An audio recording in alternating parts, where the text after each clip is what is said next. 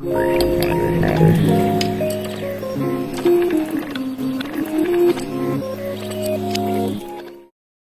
some peace, I let my intuition speak. Get misguided, but I always end up where I'm supposed to be.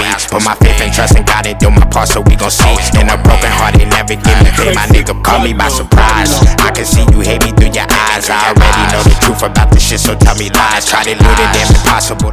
Welcome to a new episode of Let's Be Honest. I'm Jada, if you don't already know the name, and we are going to be doing something different for a little while. If you haven't already noticed, my favorite number is 7. It represents completion and God's perfection. So with that being said, for the next 7 weeks, we will be doing what I like to call my conversational pieces, where I will be answering one question a week. So each video will be about 2 to 5 minutes, give or take, so you can spare it. Tune in.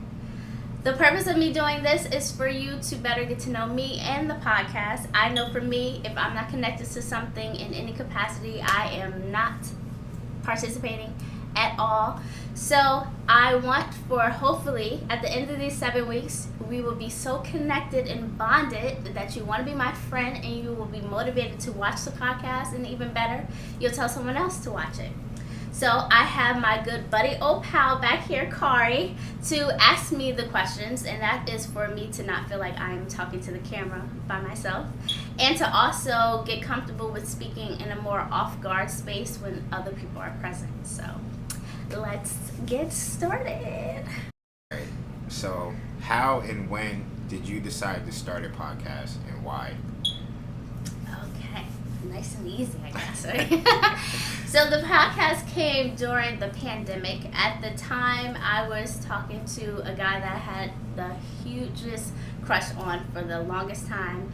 And we always went back and forth with flirting on social media. But this time, it felt like it was finally my turn. So once we got to know each other better, he just exceeded my expectations and things were going well. And I remember I prayed to God, like, God, if you let this work out for me, I will do things differently. I will step outside of my comfort zone. I'll have conversations I'm not comfortable with, like, you name it, and I'll do it. So when things did not work out, I was tore up. So one day I was just in the shower and reflecting on my experience with dating and what I felt like I could have did better and what I maybe felt like could have been wrong or went wrong. And from that, I always call the podcast God's gift to me, because in that moment I felt like I wanted to tell my story. And I also feel like a lot of people have their own perception of who they think that I am or how I am supposed to be, and I just wanted to clarify it and just say who I am. And I seen it on a podcast platform. So when I first came up with the idea, so I ran out of the shower playing. My best ideas come from me playing. I went to ask Kari, like, oh, Kari, you want to start a podcast? Like, we could start a podcast together. And he's like, I don't know about that. He was like, I could be a co-host, but well, I could be a guest, but I don't know about being no co-host. So next thing you know, if you know me, you know I'm team too much. So I'm looking for mics and backdrops and all this other stuff. And I got all this stuff. And originally, when I first started the podcast, because I understand that podcasts are mostly audio, but for me, I'm a visual person. That's how I learn. And I feel like, one, my voice is very annoying, so I wouldn't even want to listen to myself, let alone make somebody else listen to me. And I feel like aesthetically, I'm a pretty nice looking person, so I figured people would tune in just, you know, because I'm cute. Okay, mind your manners.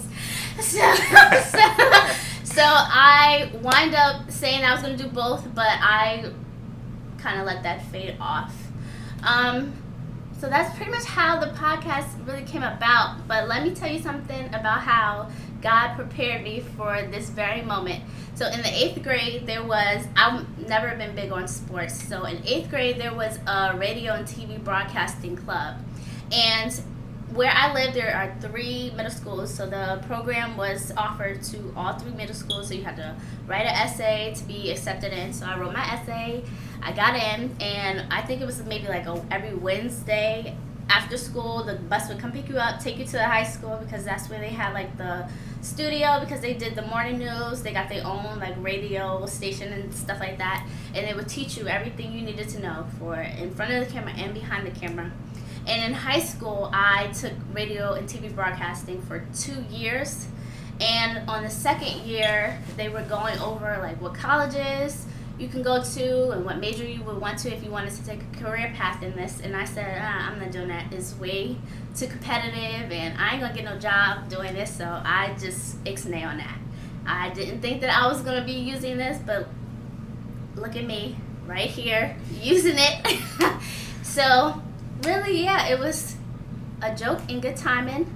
So I thank God for this, because honestly, look at me. And I thank oh boy too, because I always say I needed to hit rock bottom one more time for it to be the catalyst for change.